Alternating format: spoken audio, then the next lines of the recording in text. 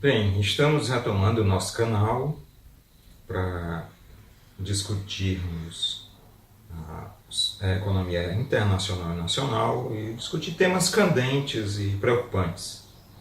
Hoje nós debateremos uma notícia que saiu no Financial Times e foi reproduzida pelo site público, um site português, sobre a possível união ou iniciativas por parte do governo alemão para tentar unir o Deutsche Bank e o Commerzbank, dois dos maiores bancos da Alemanha. Um assunto interessante porque ele diz muito sobre a situação econômica mundial, sobre a nossa atual realidade.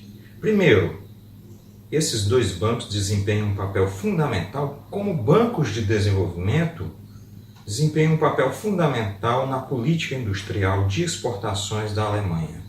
É algo que nos remete até à situação brasileira, onde na atualidade, hoje, 2019, março de 2019, há por parte do governo brasileiro atual, uma iniciativa de desmonte das iniciativas do Banco Nacional de Desenvolvimento Econômico e Social, BNDES. Na Alemanha, esses bancos desempenham um papel fundamental como uma espinha dorsal, o jornal chega a dizer, uma espinha dorsal da política industrial de exportação alemã. Bem, esse é um primeiro aspecto interessantíssimo, na medida em que aqui no Brasil se reproduz slogans neoliberais ultrapassados, o mundo capitalista mais desenvolvido trabalha com o real, e o real significa uma enorme intervenção estatal, bancária, financeira, para a manutenção das políticas de exportação do país, né? no caso a Alemanha. Outro aspecto interessante é que isso demonstra uma preocupação alemã com as iniciativas dos Estados Unidos, do governo Trump, nos Estados Unidos, que tem se tornado cada vez mais protecionista e tem colocado a Europa em situação preocupante, na medida em que ela, subordinada às iniciativas americanas, já não pode contar com a repartição dos benefícios do capitalismo mundial, na medida em que os Estados Unidos passam a concentrar e a buscar atrair o conjunto dos ganhos para o seu próprio país. Não necessariamente para a sua população, mas para os seus setores dominantes, para a sua elite dominante. Então a Europa tem se preocupado, seja na questão do gás, que abastece os lares e as indústrias europeias, seja na geopolítica, seja na situação militar. Há iniciativas de tentar construir um exército franco-alemão, que na verdade seria um exército europeu, uma iniciativa de independência em relação à OTAN, a Organização do Tratado do Atlântico Norte. E do ponto de vista econômico, essa preocupação em ter um banco forte, um banco unificado, em que Deutsche Bank e Commerzbank unificado se tornaria uma imensa potência ainda maior do que eles dois separados, que possa garantir à economia alemã uma existência em tempos cada vez mais difíceis. E por que esses tempos difíceis? Há um confronto, todos nós temos acompanhado uma guerra comercial entre a China e os Estados Unidos, uma guerra comercial que se dá em diversos planos, seja no plano tecnológico, seja no plano da moeda, seja no plano financeiro, no plano estratégico, militar, geopolítico, mundial. E isso tem colocado para a Europa situações inusitadas. Uma delas é a escolha da tecnologia 5G. A Europa adotará a tecnologia 5G a partir da China. Os Estados Unidos têm se oposto violentamente a essa adoção.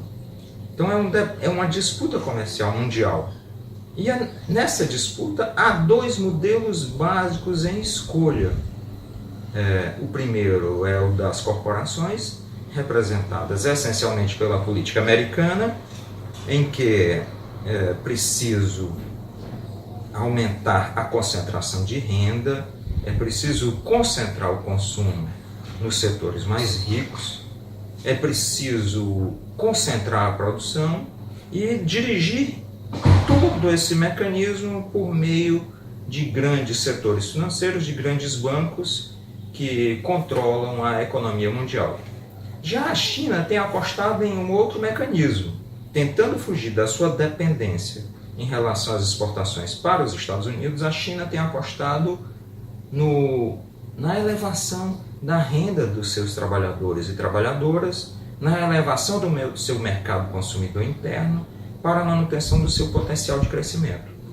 Mesmo que o crescimento chinês tenha sido menor do que nos últimos anos, entre 6% e 6,5%, tem sido um crescimento significativo.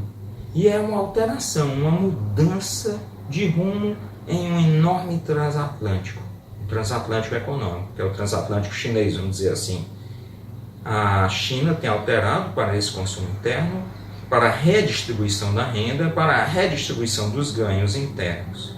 Então você aí tem dois modelos, que não são só uma guerra comercial, dois modelos, seja um apostando em um mercado consumidor interno de massas, seja outro num mercado consumidor cada vez mais de bens de luxo. A Alemanha tem estado no meio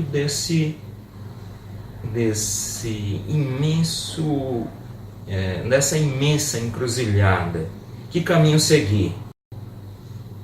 A união dos dois bancos parece apontar para o caminho corporativo. O caminho das corporações tem sido esse: fusões e aquisições, concentração da produção e da economia, concentração financeira. Mas quer essa concentração para se manter viável na venda de produtos de exportação. Ou seja, concentra o seu setor bancário para manter uma participação nesse consumo mundial e usufruir de mercados consumidores internos de outros países. Quer dizer, um dilema entre dois polos distintos, né? E isso traz as contradições que a própria Alemanha vive, que a União Europeia vive diante da economia mundial.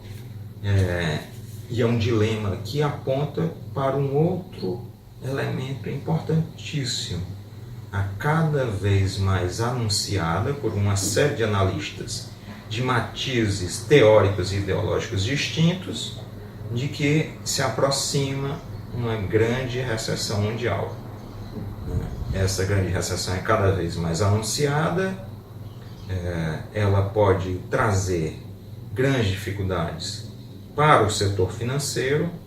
Já não há espaço suficiente para que os estados nacionais assumam as dívidas podres do setor bancário, são aquelas dívidas impagáveis, e os estados se endividaram de 2008 para cá para sustentar o sistema capitalista, e nós acompanhamos então essa aproximação de uma nova recessão, com estados endividados e estrangulados, com empresas com taxas de lucro decrescentes ou então mantidas por artifícios. Um dos artifícios principais é que as empresas estão comprando suas próprias ações nos mercados de ações, o que eleva essas ações, aumenta seus lucros, mas são lucros fictícios. Esses lucros dependem de empréstimos, as empresas contraem empréstimos a baixos juros com os estados nacionais e compram suas ações, e com isso obtêm um lucro.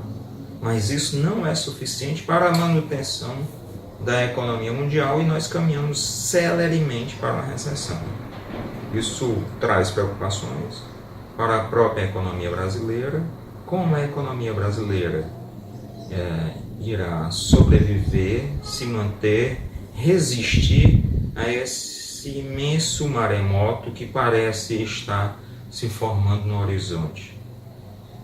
Nos próximos vídeos nós iremos discutir desdobramentos particulares dessa aproximação de crise e desdobramentos particulares dessa luta entre dois modelos, o modelo chinês e o modelo norte-americano, e como isso se desenvolverá. Obrigado a vocês. Até a próxima.